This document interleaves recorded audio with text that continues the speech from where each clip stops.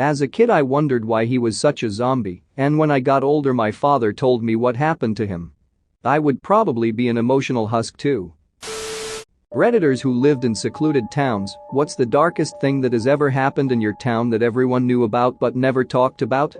Hey viewer, thanks for coming back for another dark storytime with your favorite narrator Andrew the Automaton. Today's story is going to be pretty dark and graphic, so it may be upsetting or disturbing to some audiences. Before we start the video, why not like the video, subscribe, and ring the bell button so that you don't miss any more scary storytimes like this one with me. With that being said, let's get into the stories. Girl in my neighborhood was tied to a tree, raped by multiple boys, and left there overnight, completely naked. Until one of the neighbors found her in the morning. No one talked about it. Nothing was ever done. The cleaner at my old primary school hung himself right in the middle of the hall where all the assemblies and such took place. Needless to say, school was cancelled for a few days. A man committed suicide by shooting himself 3 times in the head. Not everybody knows he was murdered, and the police helped cover it up. Edit. Also, the 3 shots were all over his body. Only one in the head. Recently divorced father went to ex-wife's house, killed her and her new boyfriend, then shot himself, all in front of his kids. Also, another guy kidnapped a girl, killed her, raped her dead body, then chopped her up and dumped the remains. Edit.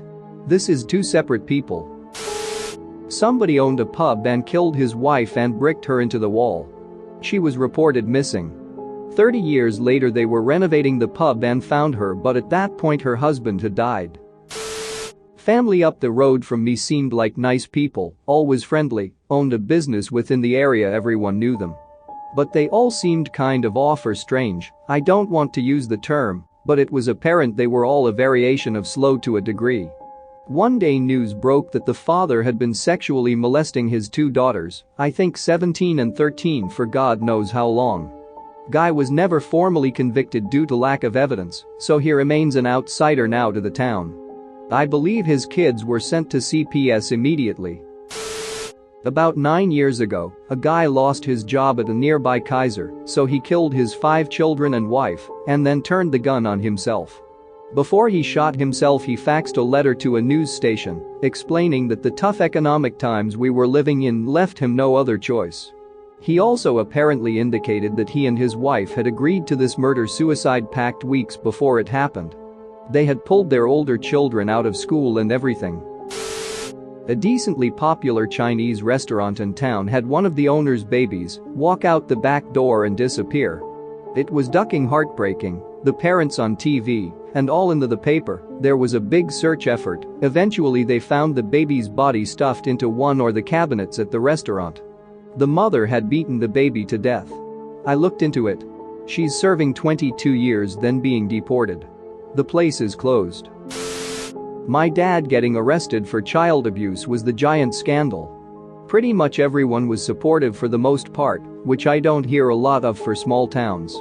Landlord went easy on my brother for rent until he got situated. People would periodically bring food to check on us, and it never felt like gossip. I used to live in remote Australia. The body of a girl about 17 to 18 turned up in the middle of nowhere. I mean nowhere. The nearest house was 40 km away. The road was red dirt. Some drovers found her nearly decomposed. No one knows who she is, no one knows where she came from.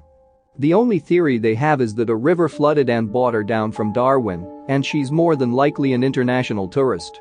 We don't talk about it because there is literally no town and no one in it to talk about it to. A girl at my high school went missing. Then about 2 months later the paper ran a story about how a local girl was abducted, taken to Mexico and gang raped, sodomized and several other graphic details. That girl showed up at school. She was there about 5 minutes before everyone connected the dots and she had to leave. It was sad as crap at the time. It's even sadder now that I am grown up and understand what happened. My small town paper is an asshole. 2 terrible things occurred. A very popular boy hung himself from a swing set in a town park. He was 17. At that time there had been a couple suicides of young boys in our area, But this one really took people by surprise. Funeral was terrible. He had one older brother and a sister. About 3 or 4 years later, the older brother hung himself at the same place on the anniversary of his brother's suicide. Terrible. My friend's 21-year-old sister was murdered in her house on Christmas. Came home from celebrating with family to find someone robbing her house. He beat and murdered her with a baseball bat. Ended up to be a kid she went to high school with. He ended up killing himself in jail. It's been 10 years and it's still difficult to talk about. I live in a small town in the middle of a few small farms. One of the farms has a sort of greenhouse flower shop. One of the owner's sons committed suicide in the greenhouse. Later that year, the father went into a field just outside of town and shot himself. His body was found by some kids going to school. Nobody talked about it. Edit. I'm actually from Canada in a very small town, only about 700 to 800 people. It's the kind of town where everyone knows everything about everyone, even without people really talking about it outside of their own homes, hence how I found out. The screenshot of Belle Plaine is interesting because I live near a town called Belle Plaine, but I'm not the same one. It's crazy how many similar stories there are. In my hometown, there was a girl who hid her pregnancy from everyone. She gave birth in her family home while everyone was out, but hemorrhaged and fainted. Her dad found her and took her to hospital, where they proceeded to ask him where the baby was. He didn't know she was pregnant, but went back to the house to find the baby. He found the baby in a bucket in the cupboard. She had stabbed it multiple times with manicure scissors. She claimed it was dead on delivery, but the autopsy proved otherwise. She was arrested and spent a few months in a mental institution before being released back to my hometown. Most depressing story time ever. One of the biggest and most notorious cases to hit my county was when 2 teenage girls were hit and killed by a driver who fled the scene. This post reminded me of this story because one of the girls had parts of the driver's license plate imprinted on the backs of her thighs. That's how hard she was hit. The driver was drunk, went home after the crash, asked her son to hide the vehicle, but first he needed to crash it into a pole to create some damage to cover up the hit and run damage. The kicker? The girl who had the license plate partially imprinted on her thighs was the daughter of the drunk driver. The driver hit her 14-year-old daughter and her best friend and left them to die in the streets. I don't think she knew who the girls were when she hit and ran, but damn. She got 8 years. Also, I live in weed country in Norsel, and we have a lot of locals and non-locals who flock to our remote and rural hills to trim wheat on the black market. We have an epidemic of missing and murdered women, including indigenous women, and most of those murders simply go unsolved. It's pretty terrifying. In my town, a man molested his 4 daughters, as well as forcing them to watch him and their mom having sex. She knew all about it but said nothing. They all had a slight intellectual disability as well, ranging from the lower end of normal to an actual slight disability.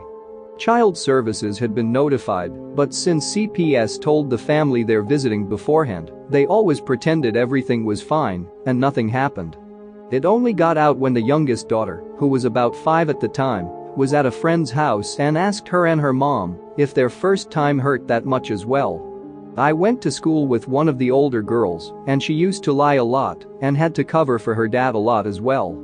When she was about 12, she was out of school for a few days and had some weird cover story, but it later turned she was getting an abortion because her dad got her pregnant. Really ducked up story. Not in my city but in my family. My great-uncle Norm was a Vietnam veteran, and he brought home a sweet Vietnamese wife.